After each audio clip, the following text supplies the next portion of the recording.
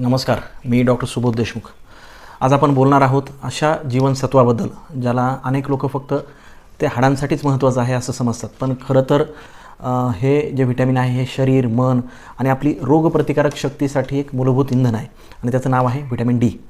आता याच्या मागचं थोडंसं जर याचं थोडं विज्ञान समजून घ्यायचं झालं तर व्हिटॅमिन डी एक फॅट सोल्युबल व्हिटॅमिन आहे.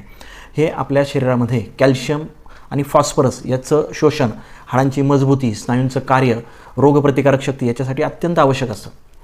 याचं काम फक्त आपल्या हाडांच्या पुरतं मर्यादित नाही आहे, तर आपल्या नसांमधलं जे सिग्नलिंग आहे, मेंदूचं मूड रेग्युलेशन आहे आणि आपल्या शरीरामध्ये जी काही आंतरिक सूज आहे याच्या नियंत्रणामध्ये सुद्धा याची महत्त्वाची भूमिका असते.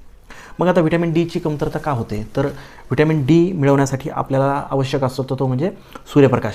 पण आजकालची जर जीवनशैली आपण पाहिलं तर आपण घरामध्ये बसून काम करतो, पुरेसा वेळ आपण सूर्यस्नान करत नाही, बऱ्याच वेळा अँटी टॅनिंग किंवा सनस्क्रीनचा आपण अतिवापर करतो आणि सगळ्यात महत्त्वाचं म्हणजे आपल्या त्वचेचा जो रंग आहे, स्किनचा जो टोन आहे, ज्यांची त्वचा जास्त गडद असते अशा लोकांमध्ये मेलॅनिनचं प्रमाण जास्त असतं आणि हे मेलॅनिन सूर्यप्रकाशातून येणारे जे काही UV किरण जे असतात तर त्यांना अडवतात. त्यामुळं व्हिटॅमिन डी तयार होण्याचा वेग आपल्यामध्ये कमी होतो. म्हणूनच गोऱ्या लोकांना जर फक्त 15 मिनटं सूर्यप्रकाशात बसलं तरी पुरेसं असतं आणि ज्यांच्या त्वचेचा रंग थोडासा गडद आहे अशा लोकांना 30 मिनटं तरी सूर्यस्नान घेणं खूप गरजेचं असतं. आता याची लक्षणं काय आहेत? तर पाठदुखी, हाडं ठिसूळ होणं, सतत थकवा येणं, स्नायूंना त्रास होणं, डिप्रेशन सदृश्य भावना, अगदी मूड स्विंग्स, वारंवार सर्दी खोकला होणं, झोप नीट न लागणं, केस गळणं, ही सगळी इत्यादी याची लक्षणं आहेत व्हिटॅमिन डी कमी होण्याचे.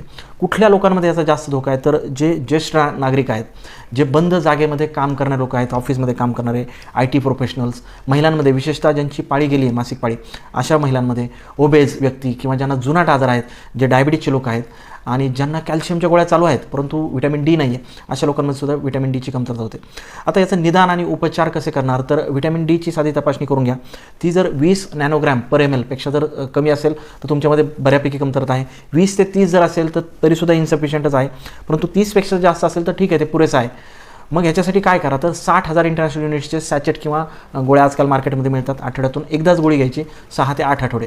त्यानंतर महिन्यातून एकदा मेंटेनन्स डोससाठी गोळी घेत राहणं गरजेचं आहे. याच्यासाठी योग्य सूर्यस्नान, साधारण सकाळी 8 ते 10च्या वेळेत 15 ते 20 मिनटं उन्हामध्ये बसणं, गडद त्वचेच्या व्यक्तीने थोडासा जास्त वेळ बसणं.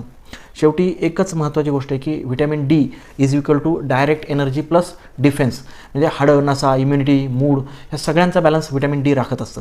त्याची जर कमतरता झाली तर शरीराची चवच हरवते बघा.